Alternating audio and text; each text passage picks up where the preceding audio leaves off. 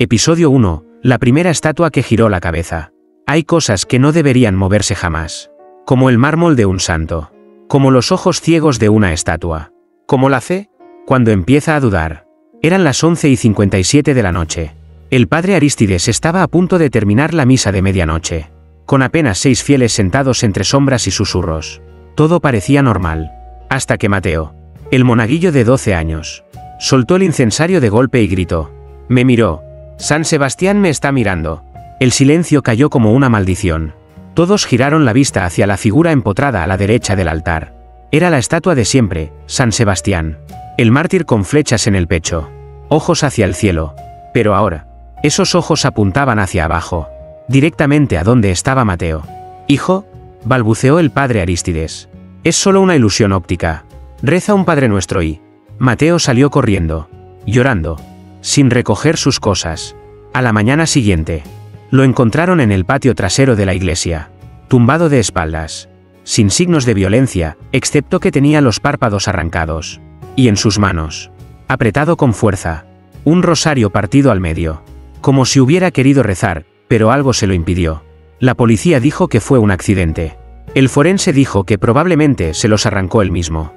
Pero nadie explicó por qué sus pupilas estaban dilatadas como si hubiera visto el infierno en persona. Esa noche, el padre Arístides revisó las cámaras de seguridad. 10 segundos antes del grito de Mateo. La imagen del altar parpadeó. Y en un solo frame, la estatua de San Sebastián aparecía girada hacia abajo, con una sombra alargada detrás. Cuando quiso avanzar el vídeo, el archivo se cerró solo. Y no volvió a abrirse nunca más. Desde entonces, nadie se sienta en la fila donde Mateo solía arrodillarse. Nadie mira directamente a San Sebastián. Y cada vez que el padre celebra misa, lo siente. Una mirada fría, inmóvil, como si el mármol recordara, y esperara al siguiente que ose mirar de vuelta. Episodio 2. La misa donde nadie debía sentarse en la tercera banca. Hay un banco que nadie limpia. No porque esté sucio, sino porque está maldito. La tercera banca. Del lado izquierdo del altar.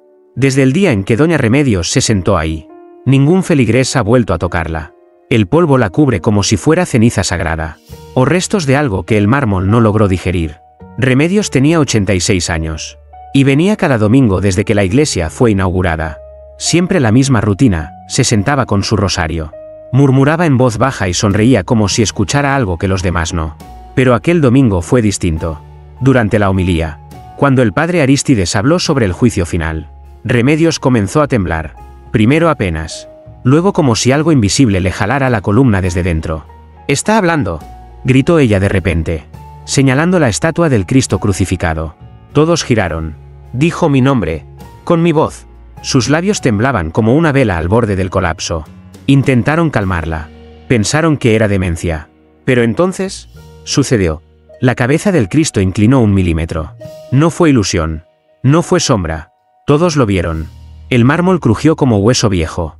Y los ojos cerrados de la estatua se abrieron. Fueron solo 2 segundos.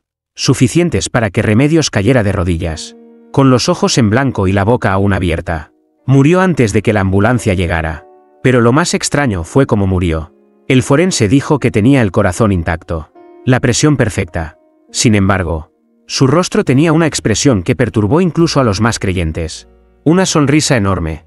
Y los labios, mordidos desde dentro, como si algo sagrado la hubiera hecho gozar antes de morir. Esa noche, el padre Arístides rezó solo, y juró que la estatua tenía los labios ligeramente entreabiertos, como si aún intentara decir otro nombre. Tal vez, el suyo. Desde entonces, nadie se sienta en esa banca. Nadie mira al Cristo. Y cuando el incienso sube en espiral, hay quien dice que aún se oye la voz de Remedios, susurrando algo que no es latín. Algo que no pertenece a este mundo, pero viene a misa igual que todos los domingos. Episodio 3. El rezo que hizo mover los labios de la Virgen. No hay nada más inquietante que el silencio, excepto cuando el mármol empieza a rezar contigo. Lucía, la joven encargada de limpiar la iglesia, solía llegar antes del amanecer. Le gustaba barrer mientras escuchaba música clásica en sus auriculares. Pero esa mañana algo la obligó a quitárselos. Era la estatua de la Virgen del Rosario. Algo en su expresión parecía distinta, menos serena, como si sus labios hubieran cambiado de forma durante la noche. Lucía encendió la cámara de su celular, más por costumbre que por miedo. Se puso a rezar un Ave María frente a la figura. Y entonces, la grabó. Los labios de la Virgen se movieron. Lentamente. Perfectamente sincronizados con cada palabra que Lucía decía. No fue un truco de luz. No fue reflejo. Lucía dejó caer el celular y huyó llorando. Intentó mostrar el vídeo al padre Arístides. Pero cuando abrió la galería, el archivo estaba corrupto. La pantalla solo mostraba una imagen congelada, los ojos de la Virgen, mirándola directamente. Y una frase en texto rojo sobreimpreso. Como si alguien hubiera editado el vídeo. Deja de rezar. No me escuches más. Esa noche, Lucía no durmió. A las 3:07 a.m. fue despertada por un sonido dentro de su habitación, un murmullo tenue. Como un rezo susurrado desde dentro de las paredes. Encendió la luz. No había nadie. Excepto una pequeña figura de yeso sobre su mesa de noche. Una réplica de la Virgen del Rosario que ella nunca había comprado.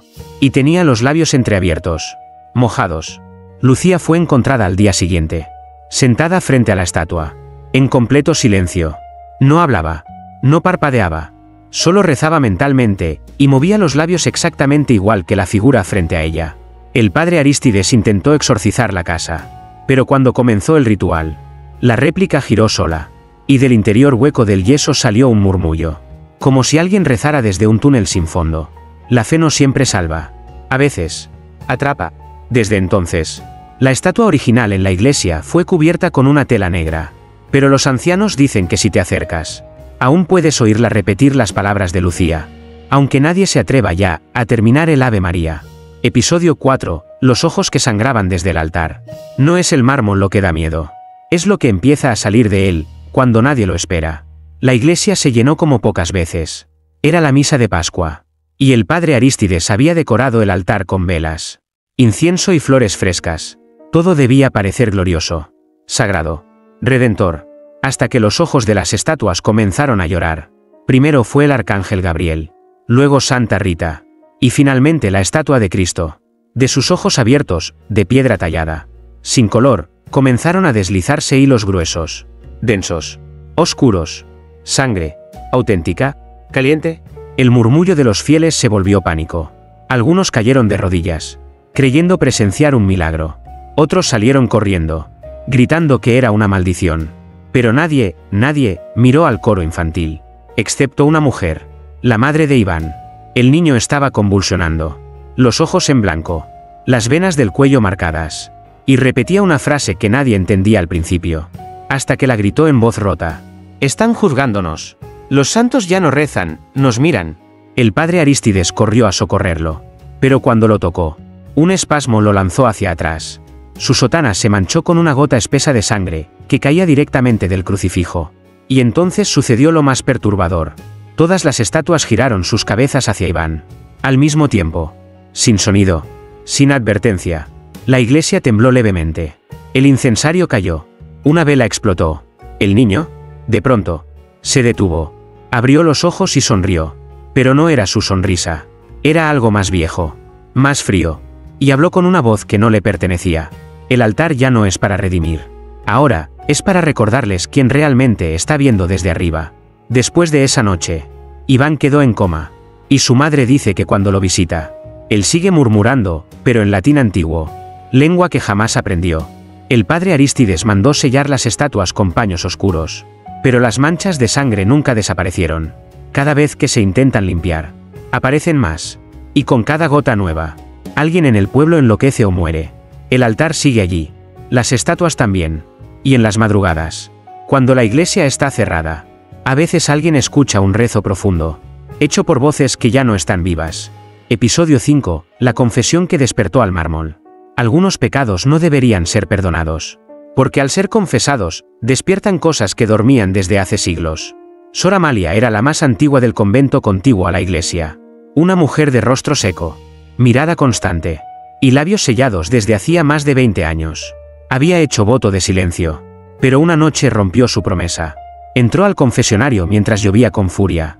La iglesia estaba vacía, salvo por el padre Arístides, que recogía las velas derretidas y las flores marchitas. Cuando vio a la monja entrar al confesionario, pensó que era una visión. Sor Amalia, murmuró. No respondió. Solo se arrodilló y cerró la puerta del confesionario. Lo que dijo a continuación no puede repetirse por completo. Pero parte de su confesión quedó grabada, porque el padre había dejado su grabadora encendida accidentalmente. Lo amé con el cuerpo que debía guardar para Cristo. Y al sentir su piel, olvidé el nombre de Dios. Cuando su sangre tocó la mía. Las estatuas me miraron, y no me juzgaron. Me invitaron. Luego, silencio. Y un golpe. El padre Arístides abrió la puerta del confesionario. Sor Amalia ya no estaba. Pero en el altar lateral, donde se encontraba la estatua de Santa Teresa, algo había cambiado.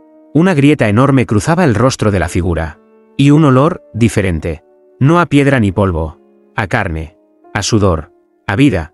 La estatua se había partido en dos. Pero no estaba hueca. Dentro había un cuerpo. Un torso. Pálido. Aún tibio. De una mujer. Con ojos abiertos, y una cruz marcada a fuego sobre el pecho. Era Sor Amalia. Pero más joven. Y aún, respiraba. El cuerpo desapareció antes de que llegara la policía. No quedó rastro. Solo un rastro de sangre que terminaba en el confesionario. Y una palabra escrita con ceniza en el interior. Aceptada. Desde aquella noche, cada vez que alguien se confiesa, la temperatura baja. Y se oye un susurro desde alguna estatua. Dime tu verdad, y te mostraré la mía. El padre Arístides prohibió las confesiones privadas. Pero los más desesperados aún se arrodillan en secreto. Porque dicen que ahora hay una nueva figura en el templo. Una estatua más. Que no estaba antes. Y cuando uno confiesa en voz baja, ella sonríe. Episodio 6. La misa que fue celebrada por estatuas. Una misa debe ser dirigida por un hombre. Un ser vivo. Con alma. Pero aquella madrugada, el mármol tomó el lugar del sacerdote. Fue el sacristán quien lo juró. Don Elías. Un hombre de edad. Tembloroso pero jamás mentiroso. Decía que llegó a las 5 de la mañana para preparar los bancos antes de la misa del alba, pero al entrar, la iglesia ya no estaba vacía. Estaba en silencio. Demasiado. Las velas, todas encendidas. El incienso, flotando como si alguien acabara de pasarlo. Y el cáliz, sobre el altar, lleno hasta el borde de vino rojo. Demasiado rojo. Pero lo que lo hizo caer de rodillas no fue eso. Fue lo que vio detrás del altar. Las estatuas ya no estaban en sus pedestales. Ni una sola. Santa Lucía, San Sebastián, la Virgen, el Cristo del Madero, todas estaban de pie, formando un semicírculo. Y justo en el centro, alzando una mano en gesto de bendición, la figura del arcángel Miguel. No hablaban. No se movían. Pero estaban ahí, con sus ojos de piedra clavados en el vacío. Como si acabaran de celebrar algo que ningún humano debería presenciar. Don Elías intentó retroceder. Tropezó con un banco. Y entonces lo vio. Una hostia consagrada. Sobre el piso, mordida. Como si alguien, algo, la hubiese comido. Al salir corriendo, se golpeó con el padre Arístides que llegaba en ese instante. Lo arrastró de nuevo al interior. Llorando. Gritando. Padre, ellos hicieron la misa. Ellos, sin usted.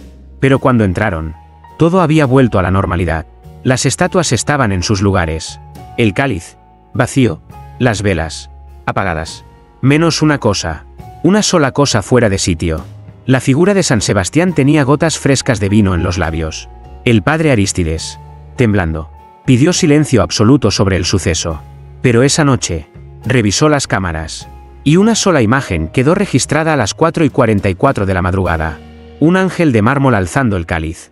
Y al fondo, los bancos vacíos. Excepto uno. El de Mateo. El monaguillo muerto. Estaba lleno de sombras. Todas arrodilladas. Todas rezando. Episodio 7. La niña que jugaba con el ángel de piedra. Hay cosas que no deberían moverse. Y hay cosas que no deberían aparecer sin haber sido esculpidas.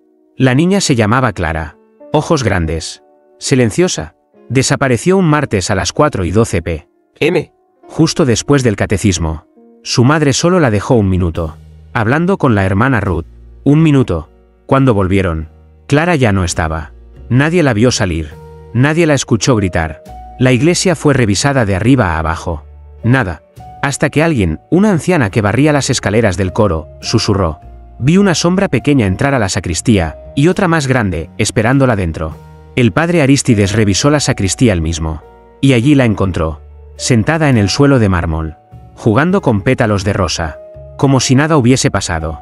A su lado, una estatua que jamás había estado allí antes. Un ángel. De rostro sereno. De alas abiertas. De piedra, pero con el polvo aún cayendo de los dedos. ¿Quién es él? Clara. preguntó el padre, tragando seco. Ella sonrió. Se llaman los que escuchan. Dice que mamá también es de mármol, por dentro. El sacerdote intentó mover la estatua.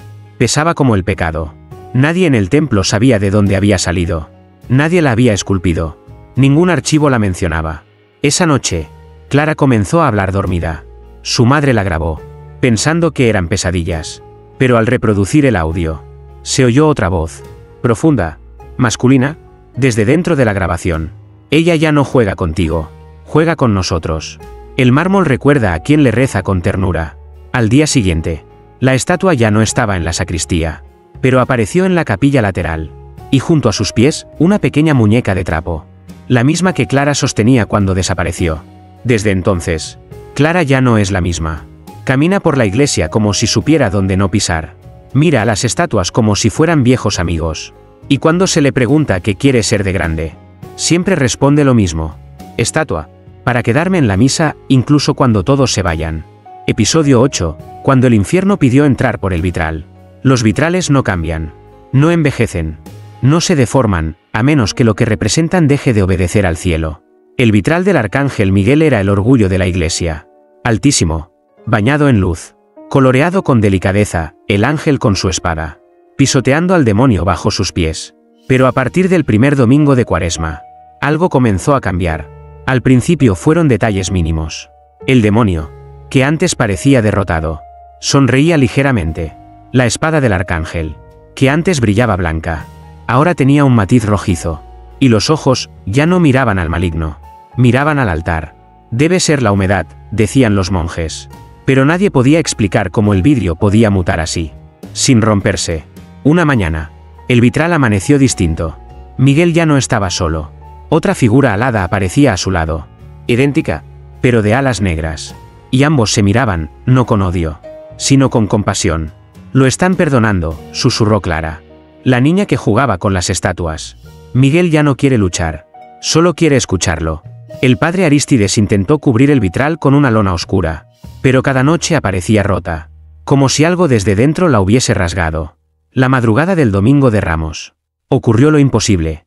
Una ráfaga de viento helado cruzó la iglesia cerrada. Todas las velas se apagaron. Y el vitral comenzó a brillar desde dentro. Varios vecinos afirmaron ver figuras caminando detrás del vidrio, como sombras agitadas.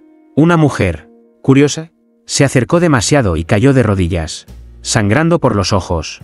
Cuando despertó, solo dijo, no era fuego, era voz. El infierno estaba pidiendo permiso para entrar. El vitral cambió por última vez esa misma noche. Miguel ya no tenía espada. Estaba abrazando al demonio. Y en el fondo, un nuevo rostro aparecía, el de un niño, que rezaba en silencio, cubierto de cenizas. Nadie supo quién era, pero al compararlo con fotos antiguas, un dato heló la sangre del sacerdote. Era Mateo, el monaguillo muerto. Desde entonces, nadie mira hacia arriba. El vitral sigue ahí. No se rompe, no se cubre. Y cada noche, cuando las campanas suenan solas, alguien jura ver una lágrima de vidrio rodar por el rostro del ángel. Episodio 9, el altar que negó a Cristo. Nadie esperaba que fuera el altar quien primero diera la espalda. La mañana del Viernes Santo, el padre Arístides entró a la iglesia como siempre. Llevaba el cáliz en la mano y los labios preparados para repetir el misterio de la fe. Pero al mirar hacia el centro, se le cayó todo. El Cristo del crucifijo estaba de espaldas. No era una figura nueva, ni una escultura giratoria. Era el mismo Cristo, tallado en madera antigua, que había colgado allí por más de 80 años. Y ahora, su rostro miraba hacia la pared. ¿Quién hizo esto?, preguntó a los monjes. Nadie ha tocado el altar, padre. Nadie, le juraron. Intentaron girarlo de nuevo. Pero los clavos estaban incrustados del otro lado, como si siempre hubiera estado así. Durante la misa, nadie dijo palabra. Los fieles no sabían si arrodillarse o huir. Cuando el padre alzó la hostia, algo crujió. Una grieta finísima recorrió el mármol del altar, como una vena rota. Y del interior, comenzó a brotar un líquido espeso. Negro. No era aceite. No era sangre. Era algo que olía a ceniza y olvido. Entonces, el anciano obispo que había venido a presidir la ceremonia, se puso de pie, temblando de furia. «Esto es sacrilegio. Esto es herejía viva». Corrió hacia el altar con una cruz en la mano, gritando oraciones. Pero antes de tocarlo, se desplomó, muerto. con los ojos abiertos, mirando hacia atrás. El cuerpo fue retirado sin ceremonia. Y esa noche, los bancos de la iglesia quedaron vacíos. Todos, menos uno, el tercero a la izquierda, donde se sentó doña Remedios antes de morir, sonriendo. Al día siguiente, el Cristo seguía de espaldas. Pero algo más había cambiado. La herida de su costado ya no sangraba. Estaba sellada. Él ya no quiere vernos, susurró Clara desde el fondo. Dice que seguimos rezando, pero no sentimos nada. Dice que el altar es su exilio, no su trono. Desde entonces, nadie ha celebrado misa allí. Pero a las 3 a.m., la hora de su muerte, las velas se encienden solas, y una sombra se arrodilla frente al altar, aunque no hay nadie cerca. Nadie vivo. Episodio 10, el penitente que se convirtió en estatua. La piedra no nace. Se vuelve. A veces con siglos. A veces, con una confesión. Era un hombre sin nombre. Nadie lo conocía. Nadie lo esperaba. Apareció una noche lluviosa, cubierto con una capa vieja y barro hasta las rodillas. Entró a la iglesia en silencio y pidió confesión. Pero no habló con palabras, habló con lágrimas. El padre Arístides, ya marcado por las otras noches de horror, dudó, pero algo en su mirada lo obligó a escuchar. Dentro del confesionario, el extraño apenas murmuró: he hecho cosas que ni el mármol quiere oír. Pero si lo digo, quizás me escuche él. Y empezó. No fue un crimen. No fue una traición. Fue un pacto. Contó cómo, en su juventud, pidió a los santos que le quitaran el dolor, a cambio de no volver a sentir nada. Y ellos aceptaron. Desde entonces, nunca volvió a llorar. Nunca volvió a amar. Nunca volvió a rezar, pero las estatuas lo seguían con los ojos. Les di mi alma en fragmentos, susurró. Y ahora quieren el resto. Cuando terminó de hablar, cayó de rodillas y gritó: tómenme ya. Háganlo ahora. Prefiero ser piedra que seguir vacío. Un trueno sacudió los vitrales. El confesionario se abrió solo. Y el cuerpo del hombre ya no estaba. En su lugar, una figura nueva, tallada en piedra gris, se alzaba en la capilla lateral. Un hombre arrodillado, con la boca entreabierta y las manos en señal de súplica. El padre Arístides corrió. Tocó la escultura. Estaba caliente. Y los ojos no eran de piedra. Eran humanos. Fijos. Llenos de terror eterno. Intentaron moverla. No pudieron. Intentaron negarla. No pudieron. A la mañana siguiente, alguien dejó una nota bajo sus pies. Este es el castigo del que quiso redención sin arrepentimiento. Desde entonces, cada vez que alguien entra a confesar sus pecados, pasa primero por esa figura. Y a veces, cuando los rezos se dicen con miedo, los dedos del penitente de piedra parecen flexionarse, como si recordaran lo que significa estar vivo, y ya no lo desearan. Episodio 11, el sermón que hizo girar las cabezas. Nadie recuerda el tema de aquel sermón. Solo recuerdan el sonido. Fue un domingo como cualquiera, al menos al principio. La iglesia, a pesar de todo lo ocurrido, estaba extrañamente llena, como si los fieles sintieran que algo se acercaba, y quisieran estar cerca de Dios cuando llegara. El padre Arístides subió al púlpito. Pero su voz no era la misma. No era temblorosa ni débil. Era demasiado firme. Demasiado segura. Como si hablara alguien más desde su garganta. Hoy no predicaré del cielo, dijo. Hoy hablaremos de los que miran, y no han sido mirados de vuelta. Nadie entendía. Algunos comenzaron a inquietarse. Y fue entonces cuando ocurrió. Un crujido. Un rechinar seco. Luego otro. Y otro más. Una a una. Todas las estatuas giraron sus cabezas hacia la puerta principal. Exactamente al mismo tiempo. San Sebastián. Santa Rita. El Arcángel Miguel. El Cristo crucificado. Ninguna figura quedó mirando al altar. Todas miraban hacia la salida. Y la puerta no se abría. Un niño comenzó a llorar. Una mujer se desmayó. El padre Arístides bajó del púlpito. Pero su rostro estaba blanco. Su boca cerrada. Y sus ojos, perdidos. ¿Quién está allá afuera?, gritó alguien. ¿Por qué lo miran? Pero no había nadie. Solo la puerta cerrada, y la sensación de que alguien estaba esperando para entrar. O peor aún, ya estaba dentro. Las campanas empezaron a sonar solas. No había viento. No había cuerda. Solo ese sonido agudo, repetitivo, como si anunciaran un funeral. El órgano, sin manos que lo tocaran, comenzó a emitir una melodía lenta. Sarra. Demasiado triste para ser humana. Y luego, en medio de ese caos sagrado, una voz resonó en toda la iglesia. No era la del padre. No era de ningún fiel. Ya no hay misa. Ya no hay pastor. Solo queda lo que ustedes fingieron amar. Las estatuas volvieron lentamente a sus posiciones originales. Todas menos una. El Cristo crucificado. Seguía mirando la puerta. Episodio 12. La misa donde el mármol desposó a la carne. La iglesia ya no ofrecía bodas desde hacía años. No por falta de amor, sino por exceso de miedo. Pero esa noche, el altar fue decorado. Con velas negras. Con incienso seco. Y con un velo que nadie había tocado. El padre Arístides no lo autorizó. Los monjes juraron no haberlo hecho. Pero al llegar a las 3:33 a.m., la capilla estaba lista. Para un matrimonio que nadie pidió. Clara fue la primera en verlo. La niña, ya más callada, más pálida, más ajena, se paró frente al altar y dijo con voz hueca: «Hoy el mármol tomará lo que la carne prometió. Y nadie podrá separarlos». Entonces lo vieron. El penitente de piedra. La estatua del episodio anterior. Ya no estaba sola. A su lado, arrodillada, una nueva figura había surgido durante la noche. Una mujer, con velo, de rostro delicado y labios entreabiertos. Como si aceptara un beso que aún no llegaba. Pero eso no fue lo peor. La mujer era idéntica a Sor Amalia, la monja desaparecida tras su confesión. Misma postura, misma expresión, y en sus manos de mármol, una hostia sangrante. «No es una escultura», dijo el padre Arístides, horrorizado. «Es un juramento cumplido». Las campanas comenzaron a sonar sin cuerdas. Las estatuas, todas, giraron hacia los recién casados. Y una melodía suave emergió del órgano. Como si el mármol mismo celebrara la unión. «La carne pecó», dijo la voz sin dueño. «Pero el mármol la perdonó. Y ahora serán uno. Para siempre. Sin perdón. Sin muerte».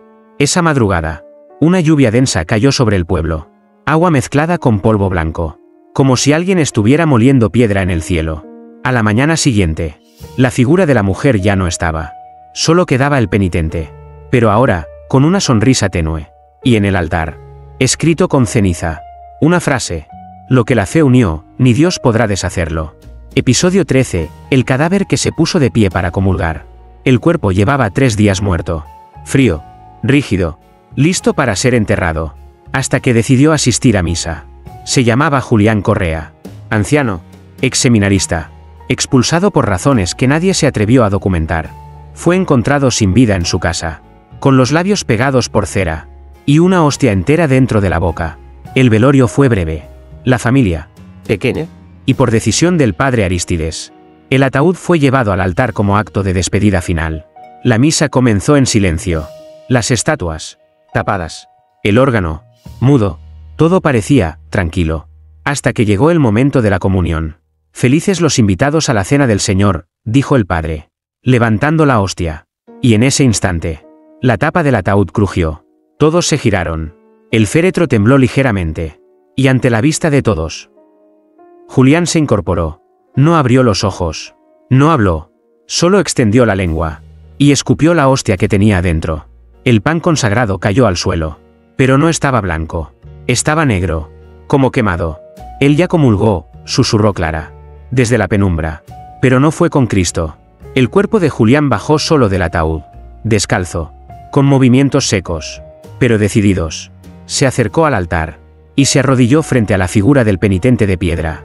Los dos parecían iguales. Muertos. Pero de pie. Fríos. Pero atentos. El padre Arístides intentó levantar la hostia caída.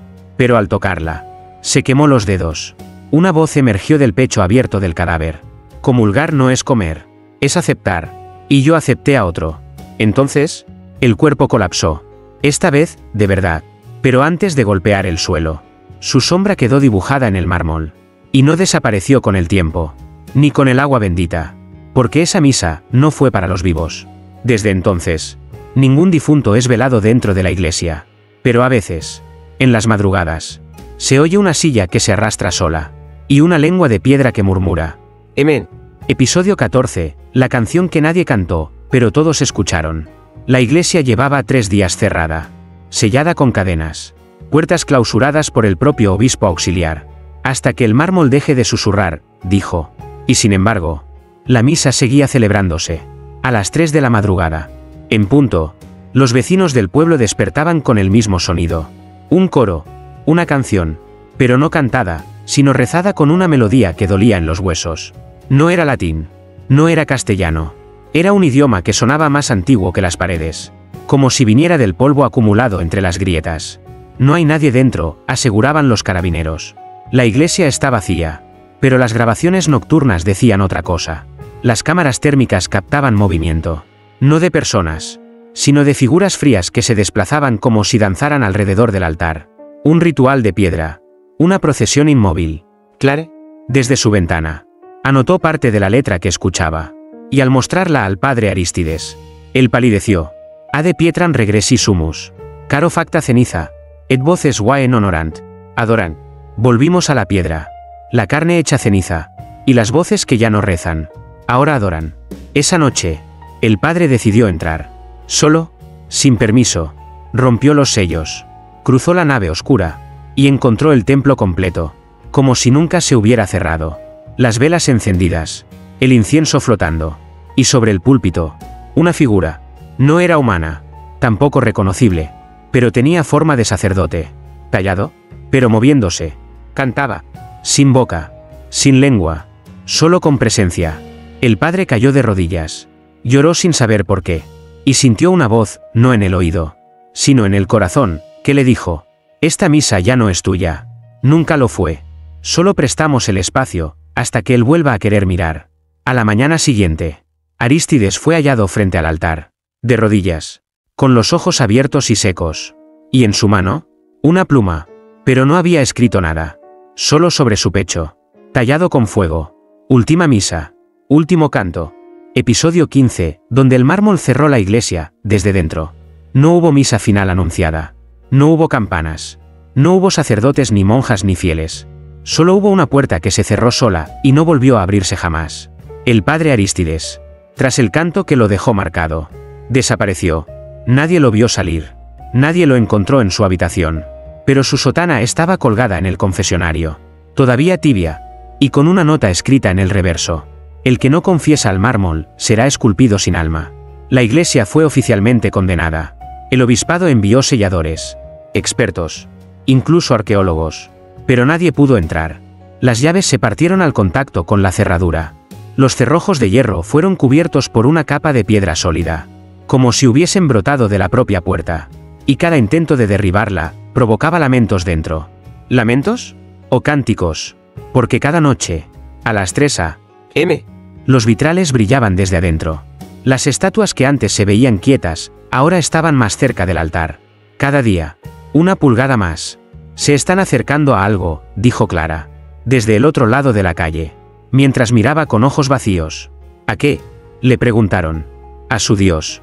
Nadie supo nunca a quién se refería. Un mes después, los vitrales se oscurecieron por completo. No por polvo, por dentro, como si algo se hubiese posado detrás de ellos.